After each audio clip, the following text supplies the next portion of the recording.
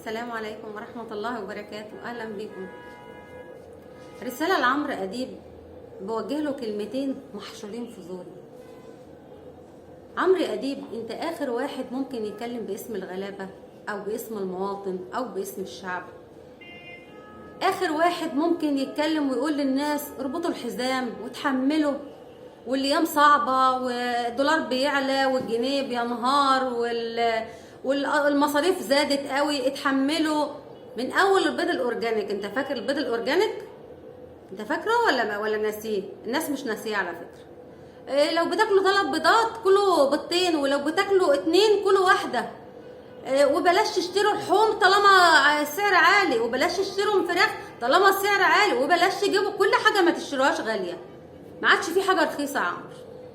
وبعد ما طلعت امبارح والواصله بتاعتك والاسعار عاليه، وتحملوا وتحملوا وتحملوا، وعامل انك بتهاجم وازاي، والناس تعبانه والفراخ سعرها عالي والناس مش عارفه تاكل فراخ، والواصله بتاعتك دي وتحملوا واصبروا.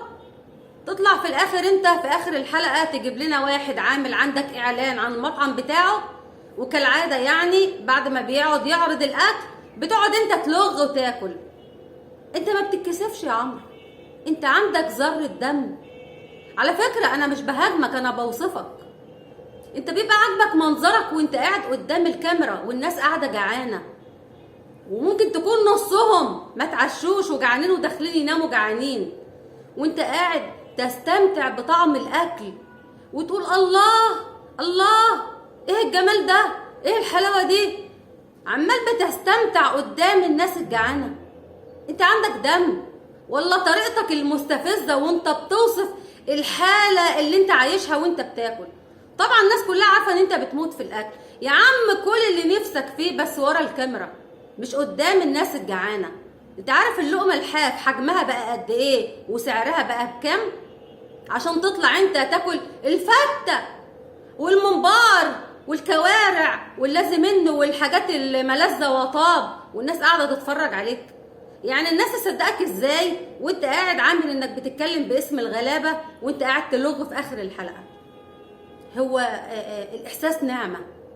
انت ما بتستحيش على دمك يا عمرو؟ مفيش ريحة الدم خالص؟ حس يا ابني بالبني ادمين، حس بالمرحلة اللي احنا فيها. يعني انت قاعد تقول للناس المرحلة اللي احنا فيها صعبة تحمله. يا اخي ورينا مرة ان انت مع الناس دي، خلينا نحس مرة ان انت متعاطف بجد مع الناس وحس بيهم. انت اخر بني ادم يا عمرو اتكلم في موضوع الاكل والغلا والناس التعبانة والشقيانة.